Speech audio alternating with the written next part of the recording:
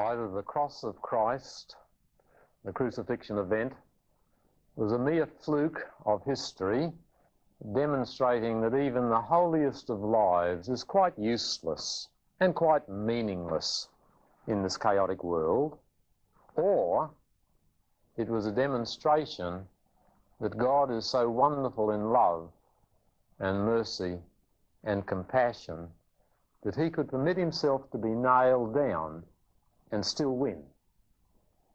And that's the question and the issue that we must contemplate as we consider the last hours of our Lord's life. Was it a fluke, or was it a demonstration that God is so strong that he could allow himself to be crucified and still win? So good. Today we're going to look at the trials of Christ, but I want you to notice what happened on the eve of the trials as he was led from Gethsemane. So we're going to look at John chapter 18. It tells us in verse 3 that Judas, procuring a band of soldiers and some officers from the chief priests and the Pharisees, went there, Gethsemane, with lanterns and torches and weapons. So here is a crowd, over 500 in number, coming with torches to find the light of the world. And they're led by a disciple. There are none nearer to hell than those at the footsteps of the altar. The reason why a great number of very good people will have nothing to do with Christianity is because there are so many bad Christians. And Mahatma Gandhi was asked, "Why are you not a Christian?" He said, "Because of Christians." Most religion is bad religion. But remember, you never find a counterfeit $13 note. Counterfeits only exist where there is a genuine. Lilies fester worse than weeds. It is the very best things that become the very worst. A stench on the road doesn't come from a rock, but it comes from something living that has died. And in the reference to the betrayal by Judas, as he kisses Christ in Gethsemane, we see the warning that to be religious is either to become much better or much worse. The religion of the cross will lead us to become much better, to reflect our God. But if we just take it as an outward profession, it will make us much worse than if we hadn't touched it at all. And we will note that as we come shortly to the story of the most religious men that ever lived, Caiaphas and his crew. But first observe here in verse 4 that Jesus, knowing all that was to befall him, came forward and said to them, "Whom do you seek?" They answered him, "Jesus of Nazareth." Jesus said to them, "I am he." Judas, who betrayed him, was standing with them. When he said to them, "I am he," they drew back and fell to the ground. Again he asked them, "Whom do you seek?" And they said, "Jesus of Nazareth." Jesus answered, "I told you I am he. If you seek me, let these men go." Please observe two things. This story is here to remind us that Christ could have avoided the cross. The New Testament wants to underline the fact that he willingly takes the cross. He willingly goes to Gethsemane knowing that Judas is coming. He's foretold that Judas will betray him. He knows all about it. He could escape it. The fact that when he stands up and his divinity flashes forth for a moment and hundreds of soldiers collapse to the ground is proof positive that he could have dodged Calvary's cross. In a moment, he could have overcome the soldiers at Calvary. That's the first thing to notice. The second thing is these words, "If you seek me, let these men go." These men were the representatives of the ancient law. They came from the Jewish watch and the Roman soldiers who supported the law of the country. And when Christ said, "If you seek me, let these men go," he was telling us the gospel in a nutshell. Christ permitted the law to take him and to work on him its penalty so that you and me could be let go. If you seek me, let these go their way. He's acting out the whole meaning of the cross. he will let the Lord take him and crucify him and bury him in order that we might be let go. That's the important thing. Let us now notice the matter of the trials themselves. Come back to Matthew, if you would, and please observe in chapter 26, in verse 57, then those who had seized Jesus led him to Caiaphas, the high priest, where the scribes and the elders had gathered. Then in verse 59 it says, now the chief priests and the whole council sought false witness against Jesus, that they might put him to death. But they found none, though many false witnesses came forward. At last two came forward and said, this fellow said, I'm able to destroy the temple of God and to build it in 3 days. The high priest stood up and said, have you no answer to make? What is it that these men testify against you? But Jesus was silent. And the high priest said to him, I adjure you by the living God, tell us if you're the Christ, the Son of God. Jesus said to him, you've said so, it is so. But I tell you, hereafter you'll see the Son of Man seated at the right hand of power, coming on the clouds of heaven. Then the high priest tore his robes and said, he's uttered blasphemy. Why do we need witnesses? You've now heard his blasphemy. What's your judgment? They answered, he deserves death. And they spat in his face and struck him, and some slapped him, saying, prophesy to us, you Christ. Who is it that struck you? Here's the most important interview of all time. The most gifted, the most enriched, the most privileged people of religion that have ever existed until that time are trying the Son of God. The issue becomes one of tradition versus truth. Caiaphas and his glorious regalia is at the head of 20,000 priests. He's in control of what happens at the temple. He runs Judaism. He claims he's there to save the people. But now there comes another saviour. And the hierarchy is going to have to choose between one saviour and the other, between Caiaphas and Christ.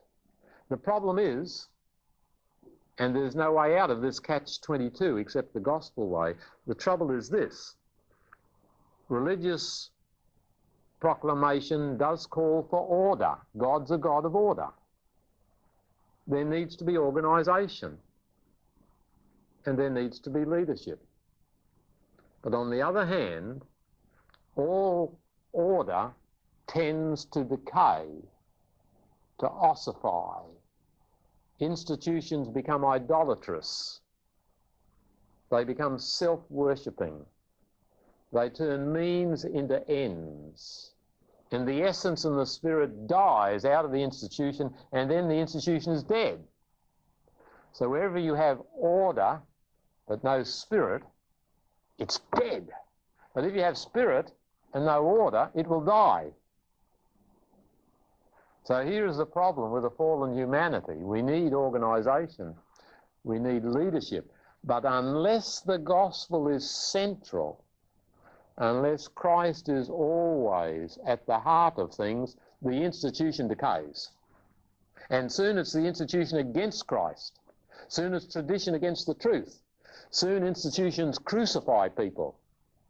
And the truth is buried, that the institution might live. This has happened in all the ages. When William Carey wanted to go to India, he formed the first great Baptist missionary society. But after he'd been ministering in India for nearly 50 years, men changed back home, and people took over that society who were interested in statistics and traditions. And soon William Carey, in the heat and the trials and the troubles of Indian missionary endeavour, finds there's no sympathy at home. He has to separate himself from that group, the group he'd founded. John Wesley was told he was too enthusiastic. And the Anglican Church lost him and Charles, who wrote thousands, literally thousands of beautiful hymns. They were considered too enthusiastic, and so that's how the Methodist Church was born. Wesley had no wish to leave the Anglican Communion, but the Anglican Communion had ossified. It had become a self-worshipping, self-perpetuating institution that turned means into ends. And so the truth was crucified, and we got Methodism.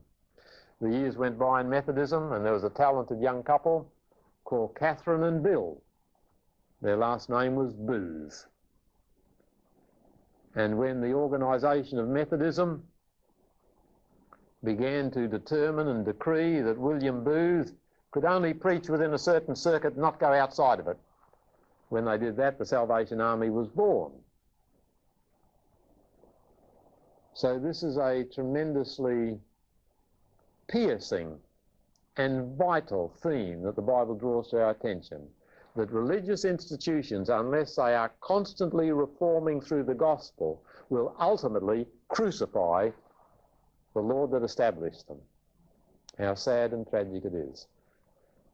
In this story, he who is the truth is confronted with false witnesses. Everything about the trial is illegal. It was illegal to hold trials at night, but he's first tried at night. It's illegal not to have counter witnesses, but all the witnesses are on one side. Everything here is illegal. Notice that Jesus responds to the admonition to say whether you're the Son of God. When he says, "You've said so," that was an idiom for "that's true." And he quotes Daniel 7 about the Son of Man seated at the right hand of power and coming in the clouds of heaven. Please notice this text. It's a key text, verse 64. "I tell you, hereafter you'll see the Son of Man seated at the right hand of power and coming on the clouds of heaven." At that point, he's standing. He says, "Soon you'll see me coming enthroned." At that point, he's a prisoner about to die. He says, "When you see me in the future, I'll be coming as God." At that point, he's being judged. But he says, "The time is coming when I will be the judge." One of the Gospels puts it this way: "Nevertheless, from now on, you will see the Son of Man coming in the clouds of heaven on the right hand of power." He came at the resurrection, when the earth shook. He came, in a sense, at the destruction of the city of Jerusalem, where once there'd only been 3 crosses outside the city. Now there were thousands. The Jews who'd rebelled against Christ and said, "His blood be on us and our children," they swallowed their jewels. The Romans were besieging them. At night they crawled up over the walls where the Romans were waiting, and they caught them, they cut them open, they took out the jewels, and then they strung them up on crosses. Jesus came in 70 AD with the destruction of Jerusalem. He came at the fall of the Roman Empire. He came at the time of the French Revolution, when the church owned 1/3 of the land and most of the wealth and were neglecting the common people. He came again in the Russian Revolution, though it became a scene of terror. But Christ forever comes to shake up the world so that people are forced to make decisions and to turn to the true privilege of service, the reason for our existence. Hereafter you'll see the Son of Man coming in the clouds of heaven. And the high priest tears his robes, and thus he symbolized the tearing up of Judaism to take place in his day. He was forbidden to do that, but he did it. Then it says they spat in his face and struck him, and some slapped him. And another of the Gospel says they blindfolded him. Please observe that everything that happened to Christ is what we deserve. Christ is a sign to all of us. Because we're proud of our appearance, he's spat on. Because our ears itch for flattery, he hears curses. Because we've abused our liberty, he's tied to a pillar, and his hands are bound. Because we've loved the wrong things, his side is slit open just under the heart. Because we've used our minds to think bad thoughts, his brow is pierced with thorns. Because we've carried idols, so to speak, his back is whipped. Nothing happened to Christ but what deserves to happen to me and to you.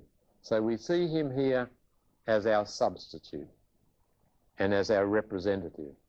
Remember, the key meaning of the cross is if one died for all, then all died. 2 Corinthians 5:14. God has made him to be sin for us who knew no sin, that we might be made the righteousness of God in him. As it puts it in Romans chapter 5, it says, while we were yet sinners, we were reconciled to God by the death of his Son. That's Romans 5:10. While we were yet sinners, we were reconciled. Before we were born, we were reconciled. Long before we were converted, we were reconciled. It's a matter of whether we'll accept it. While we were sinners, we were reconciled. Yes. When did the lamb die in Egypt? Before the Exodus. It didn't wait till they were in Canaan. The lamb died while they were still in captivity. The first Passover. And as the first Passover lamb died while the Jews were still in bondage, so Jesus died for us while we were still in the bondage of sin. And the meaning of the cross is that he took my place. He was my representative, which means it's counted that I did what he did. That's why Martin Luther said, mine are Christ living and dying, as though I'd lived his life and died his death. So the New Testament says in Galatians 2:20, we were crucified with him. We were crucified with him. When he died as our representative, heaven looked down and saw the whole human race crucified legally. We were in him. You see, we were ruined without asking for it in the first Adam. We were in him, seminally. As every tree comes from an original acorn. We, trees of humanity, come from the original acorn of Adam. So we were ruined without asking for it in our first representative. But we've been redeemed without asking for it in our second representative. And the meaning of the cross is he's my representative and he's my substitute. There's a difference between these two. They're complementary truths. It doesn't say in 2 Corinthians 5:14, if one died for all need not die. The meaning of him as a representative is that God counts it that what he did, I did. So the New Testament would say we were buried with him, Romans 6. Colossians 3:1 says, if you be risen with Christ. Ephesians 2:6 says we're seated with him in heavenly places. So everything he did is put to our account. None of us kept the Ten Commandments perfectly, but he did. It's put to our account. There's never been a Sabbath keeper since the fall, but he did it properly, and it's put to our account. There's never been one that loved God and loved his fellow man as much as they ought, except Jesus. It's put to our account. And then he's my substitute. He does it instead of me. This is the meaning of the cross. This is the meaning of Gethsemane. And when we read this 67th verse, but they spat in his face and they struck him, some slapped him, saying, prophesy to us, this is telling what I deserve. He endured what I should endure. Come now to the story of the interview with Pilate. Come please to John's Gospel in chapter 18 and verse 28. Chapter 18 and verse 28. Then they led Jesus from the house of Caiaphas to the praetorium. It was early. They themselves didn't enter the praetorium, so they might not be defiled, but might eat the Passover. So Pilate went out to them. Please note, they take Christ to where Pilate is staying, where the praetorian guard is. But these hypocritical Jews who are about to murder a righteous man, who don't try him fairly, who bring in false witnesses and bribe them, these hypocritical Jews won't step over the threshold with Christ. They shove him through the door into Pilate's house. That's what it means when it says in verse 28, they themselves didn't enter. And notice that they might eat the Passover. These Jews were the most zealous religionists of all history and the most rabid and murderous bigots of all history. Again, I say that if our religion doesn't make us better, it makes us bitter, and it makes us worse. And the Jews are so religious that they will not cross over the Gentile territory lest they be defiled, yet they crucify an innocent man. They crucify him and then they go home to keep the Sabbath.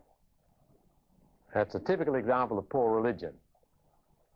When people become secondary and the church has hirelings rather than shepherds, then you know the religion has gone into deterioration. Because true religion has shepherds, not hirelings. Shepherds care for the flock. These shepherds only cared for the fold, the material fold, the institution. Religious, but hell-bound. Verse 29, Pilate went out to them and said, "What accusation do you bring against this man?" They answered him, "If he wasn't an evildoer, we wouldn't have handed him over."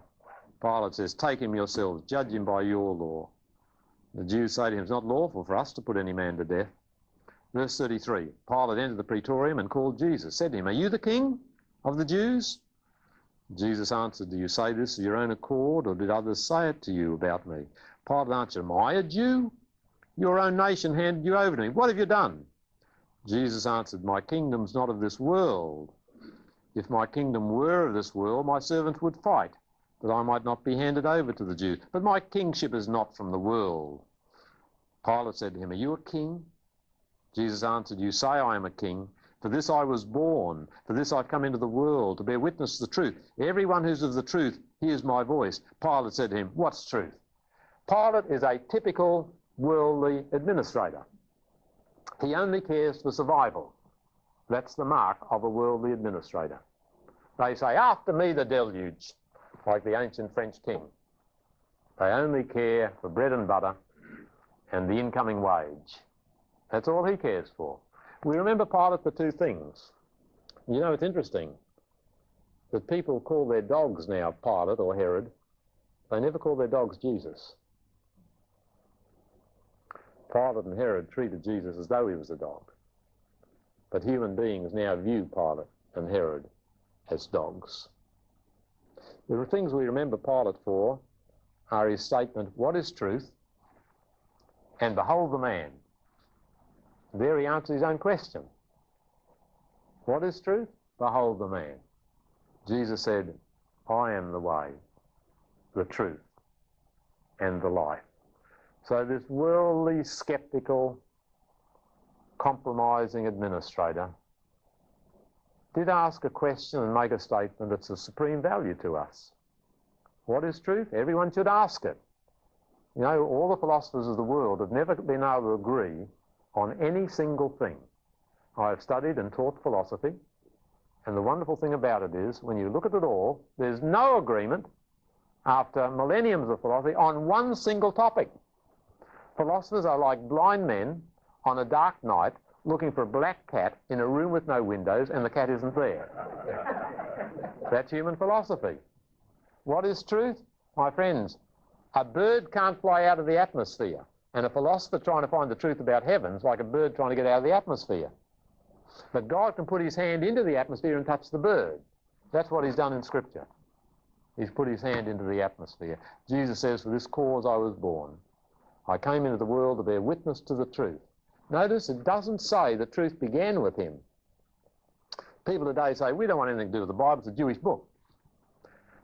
The sun rises in the east and settles in the west. No one in the west says, "We don't want anything to do with the sun, it began in the east." No one would dare say that. Truth did begin in the east.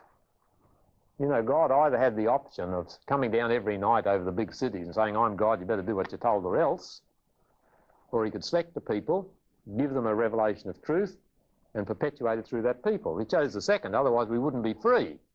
If you came down every night over Melbourne, we'd be so scared to death we'd obey, but we'd be hypocrites. We wouldn't want to obey. So God chose a nation, and when people reject it because it's Jewish, it's like rejecting the sun because it rises in the east. So the truth already existed. Christ didn't institute marriage, it already existed. Christ didn't bring a new law, "Thou shalt not kill," it already existed. It's important to understand that. The New Testament can't be understood without the Old, but the New Testament always has the casting vote, because much in the Old runs out as it hits the New. Shadows stop when they reach the tree, of which they're a shadow. Many things in the Old Testament are only shadows, and they have gone. So the expression, "what is truth," is important to us. It says then, after he'd said this, he went out to the Jews and said, "I find no crime in him." It's interesting, the New Testament refers 7 times to Pilate saying he's innocent. 7 times. And there are 7 people in the gospel record that testify to his innocence. Chase them through sometime. Pilate's wife had nothing to do with that just man. Judas, I betrayed innocent blood. The centurion, this man did nothing amiss, and those that were with him. Pilate, I find no fault in him, nor Herod. If you count up the number of people that said he was innocent, there are 7 of them. 7 groups testified to his innocence. I find no crime in him. But you have a custom I should release one man for you at the Passover. Will you have me release for you the King of the Jews? They cried out again, not this man, but Barabbas. Now, Barabbas was a robber. Another gospel tells us he was a murderer and a seditionist. Barabbas is a figure of Satan and of all sinners. Satan is a murderer from the beginning and began sedition in heaven. And now the world, the religious world, chooses someone like the devil rather than someone like God. But they're always doing that. Dear friends, never expect to be with the greater group if you're a Christian. The greater group always choose wrongly in spiritual things. They always choose the devil rather than God. Not this man, but Barabbas. But Barabbas was a murderer. Barabbas was a thief. Barabbas was a seditionist. The world always chooses the devil rather than Christ. True religion is always a minor thing. Sadly, the church often does the same. If it has forgotten the motto of the reformers, the motto of always reforming, the church will go the way of the world. It's the religious leaders who prompt the mob to cry out, not this man, but Barabbas. Barabbas. Barabbas represents all of us. He could have said, when he got the news, I don't believe it. Too good to be true. I'm staying in prison. A lot of people do that when they hear about Christ dying for them. Or he could have said, when I'm a better man, then I'll leave prison. A lot of people say, when I'm good enough, I'll become a Christian. No, friends. Go out immediately. You've got to come to Christ to become better. Barabbas has a lesson for us. Believe the good news. Don't stay in the bondage of sin. Barabbas has a lesson for us. Don't try and make yourself better. You and I are in ourselves sinners. We cannot make ourselves better. We come to God that he might make us better. You know, in some manuscripts it calls him Jesus Barabbas. Barabbas means son of the Father. He was a Jesus son of the Father who's a murderer. And then there was Jesus son of the Father who was the real. The counterfeit and the real faces us all our days, in all our ways. In all our choices, we have to choose between this man and Barabbas. We choose between Jesus and the devil. In what we think, in what we say, in what we do, in how we spend money, in how we spend time, in how we use our faculties, our talents, our gifts. It'll be this man or Barabbas. Pilate washed his hands when he should have used them. He should have used his hands to free Christ. People find it convenient to wash their hands of heavy moral issues. They're quite content to do nothing. But to him that knoweth to do good and doeth it not, to him it is sin. Here we see the danger of indifference, the danger of compromise, the danger of politics in religion, the danger of choosing the devil instead of choosing the Son of God. Barabbas that day probably watched that central cross. I wonder what his feelings were. No doubt it constantly came to him, this man died for me. And as I read the scriptures, I have to confess that I am a Barabbas. I had a part in murdering the Son of God. I've been a seditionist against the government of God until my conversion. I deserved the cross, but he died for me. That is the good news of the gospel. And let us receive it, let us believe it, and let us live by it. God bless you.